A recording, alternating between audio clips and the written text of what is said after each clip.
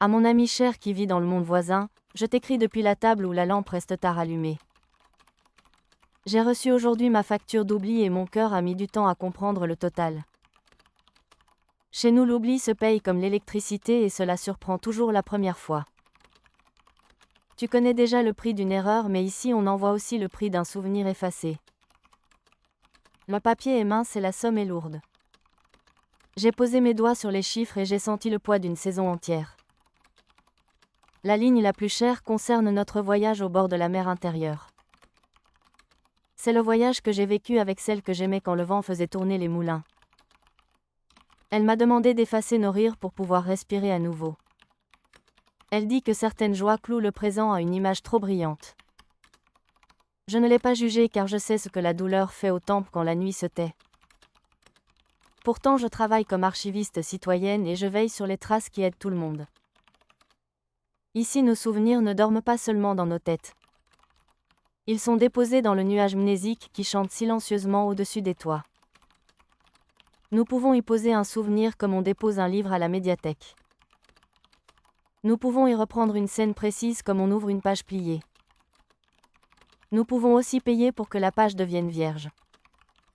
On ne supprime jamais tout à fait une page mais on retire l'encre de la version privée. La version publique peut rester quand elle a de la valeur pour l'apprentissage commun. On parle alors d'un bénéfice partagé qui dépasse la pudeur légitime. Le trésor de l'oubli calcule le taux selon l'intensité vécue et l'impact sur d'autres vies. Je n'aimais pas ce calcul quand j'étais étudiante car il semblait froid. Je le trouve maintenant honnête car il rappelle que nos pas accrochent d'autres pas.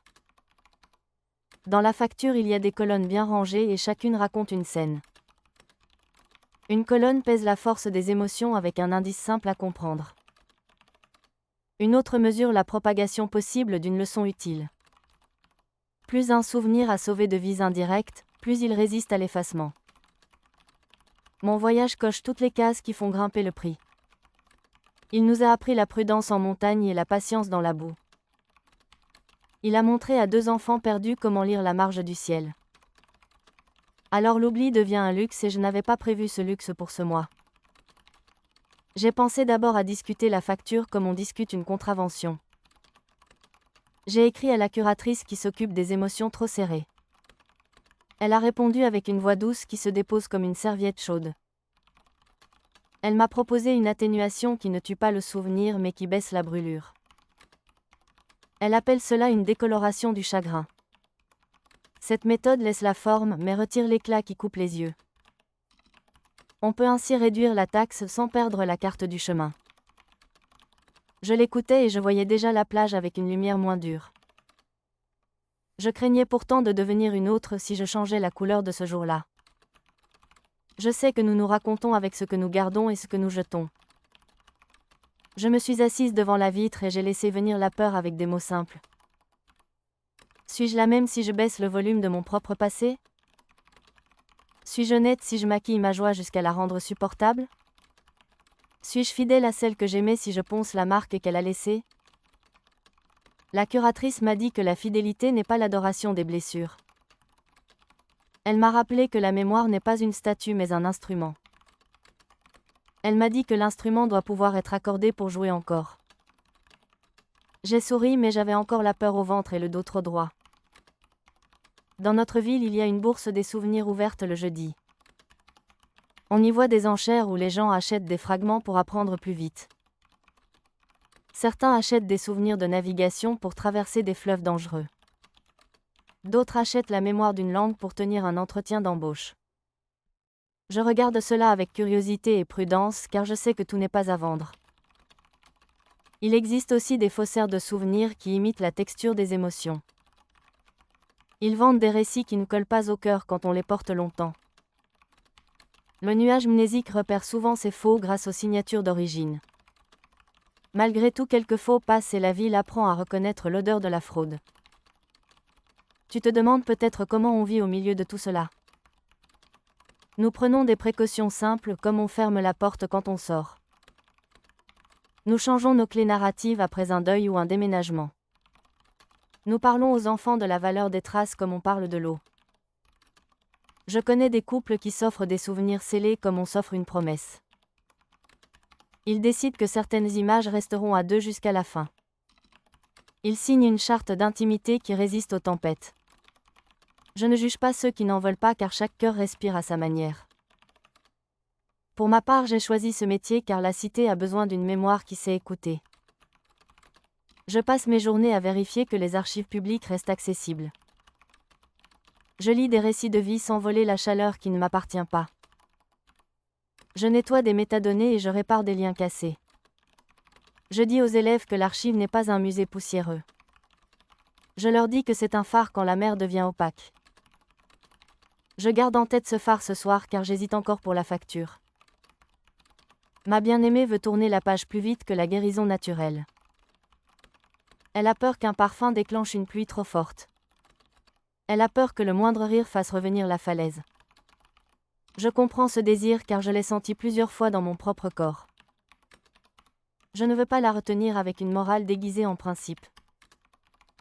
Je veux seulement que la ville reste capable d'apprendre de nos pas. Alors j'ai appelé le jury de confiance qui aide dans les choix délicats. Ce groupe de voisins volontaires écoute les dossiers sensibles avec patience. On y parle sans cri et on pèse les raisons comme on pèse le pain. J'ai raconté le voyage, les enfants guidés, la falaise, la pluie, la joie finale. J'ai dit aussi l'angoisse nocturne qui nous visite encore. J'ai demandé si l'on pouvait laisser la version publique et effacer la version intime. J'ai proposé de garder les gestes utiles et de retirer nos visages. Personne n'a ri car ce n'était pas une idée étrange chez nous.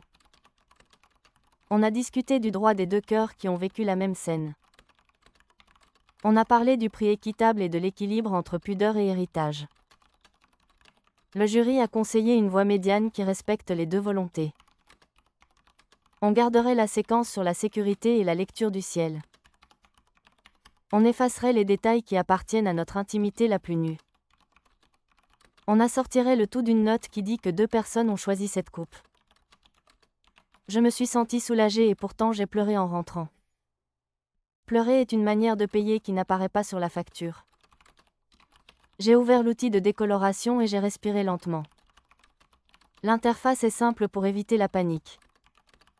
On glisse une barre qui baisse l'intensité sans casser la chronologie. J'ai prudemment réduit la chaleur de certains regards. J'ai laissé intacte la scène où nous expliquons la marée aux enfants. J'ai retiré nos rires privés qui résonnaient comme un code secret. J'ai confirmé la modification et le système a inscrit un résumé clair. Il a noté l'heure, la raison et la signature double. Il a indiqué que la version publique gagne en utilité générale. Il a diminué la taxe et m'a permis de respirer à mon tour. Je ne prétends pas que cette opération guérit sans cicatrice. Je me réveille encore avec une envie de récupérer chaque étincelle. Je marche souvent le matin pour parler avec le vent qui connaît nos rues. Je me dis que l'amour ne disparaît pas quand on range quelques images. Je me dis que la dignité habite autant la pudeur que la vérité. Je me dis que la cité grandit quand nous laissons des traces claires. Il existe des marchés sombres qui profitent des hésitations.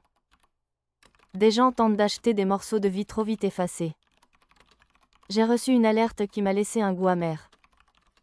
On proposait une vidéo trafiquée de notre voyage avec un titre vendeur. Le nuage a repéré la falsification et a placé un signal rouge. La ville a une brigade discrète qui suit ses pistes sans faire de bruit. Ils travaillent avec un soin presque tendre pour ne pas abîmer les innocents. Je les ai remerciés en silence car je n'avais plus de force pour des mots. Je voulais seulement écrire à toi et remettre mes idées en ordre.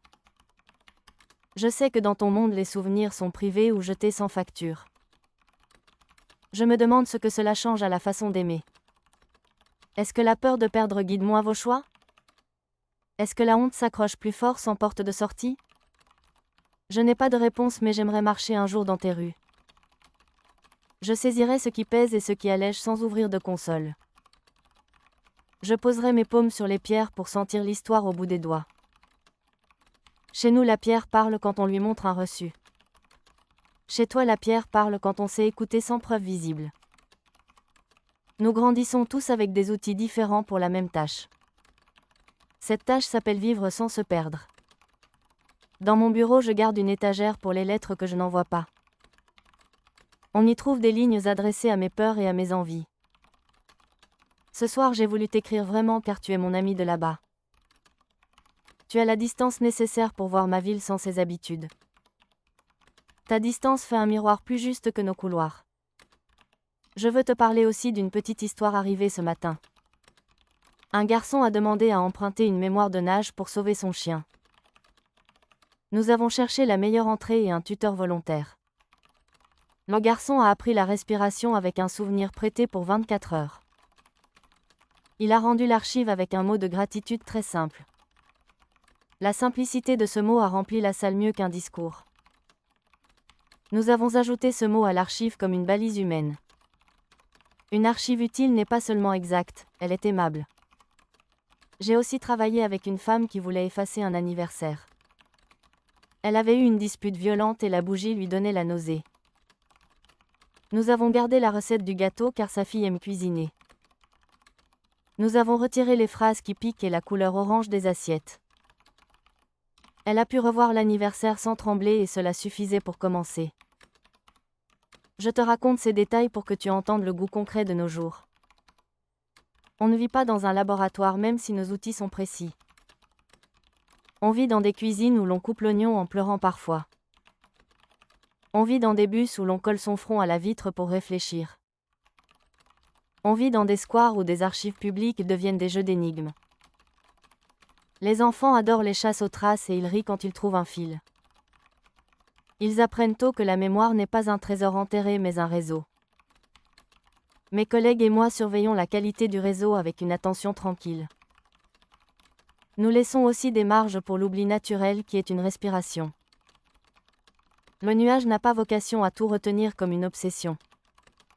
Il sert à rendre nos chemins plus sûrs sans écraser le mystère qui fait grandir.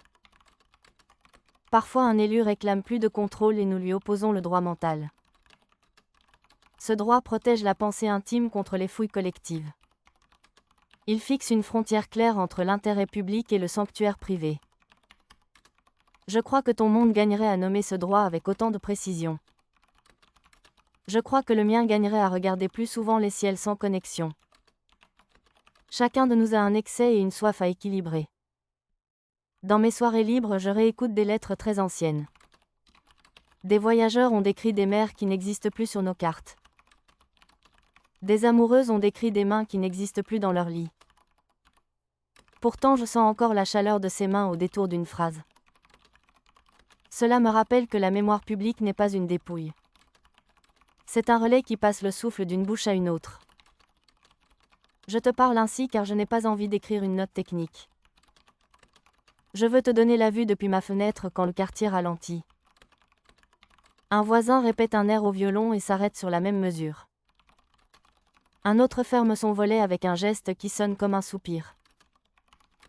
De petites traces forment une grande habitude et cette habitude s'appelle vivre ensemble.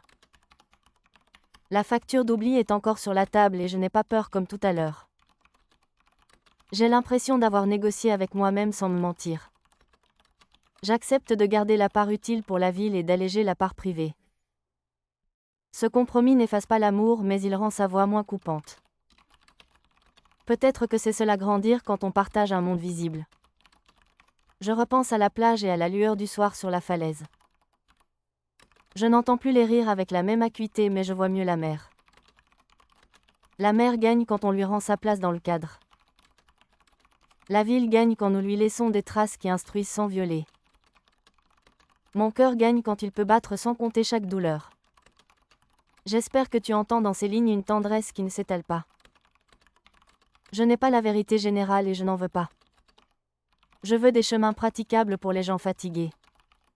Je veux des marchepieds pour ceux qui ont les mains prises.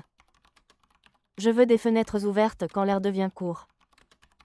C'est ainsi que je comprends la mémoire commune et la pudeur personnelle. Les deux ne sont pas des ennemis mais des sœurs qui apprennent à se parler. Elles se disputent souvent et elles se prêtent la robe les jours de fête. Quand elles s'accordent, la cité respire mieux et les nuits sont moins longues. Je te dois une confidence avant de fermer la lampe. J'ai rêvé que j'entrais dans ton monde sans carte ni clé. Personne ne me demandait mon identifiant et mon passé restait dans ma poche. Cela m'a donné un vertige agréable comme une première promenade. J'ai compris au réveil que ma liberté tient autant à l'outil qu'à l'usage. Je peux garder mon cœur souple même dans une ville de reçu. Je peux aimer avec délicatesse même dans une ville de preuve. Je peux écrire à une amie lointaine et sentir sa présence au bout de la phrase. Si tu lis ces mots à voix haute, je te serre la main depuis ici. Si tu les lis en silence, je te laisse choisir le rythme qui soigne. Je vais payer la facture allégée et poser la feuille dans la boîte à archives. Je vais garder un double pour la pédagogie avec mes élèves. Je vais ranger la photo de la falaise dans une enveloppe de tissu. Je vais sortir respirer l'odeur du pain avant que la ville ne s'éveille. Je t'écrirai encore quand l'automne prendra sa place sur les arbres. Je te raconterai la nouvelle méthode de tissage des traces légères. Je te dirai si la décoloration tient dans le temps comme on l'espère. Je te dirai aussi si mon cœur invente un pas différent dans la même chanson. Je te remercie d'avoir laissé ta porte ouverte à mes doutes. Ton écoute me rappelle que la chaleur d'une voix vaut 1000 boutons. Je ferme ici la lettre avec une paix simple dans la poitrine. Je signe ces lignes comme ton ami du monde voisin. Merci d'avoir écouté cette lettre jusqu'au bout avec patience et tendresse. Si cette histoire t'a touché, mets un pouce et abonne-toi pour les prochaines lettres. Dis-moi en commentaire ce que tu garderais et ce que tu oublierais dans ton monde. Tu peux soutenir la chaîne avec le QR code en bas à droite de la vidéo ou avec le lien dans la description. Dans la description, tu trouveras aussi d'autres œuvres d'une série très différente qui pourraient te plaire. Je te dis au revoir et je t'invite à écouter la prochaine visite depuis notre multivers.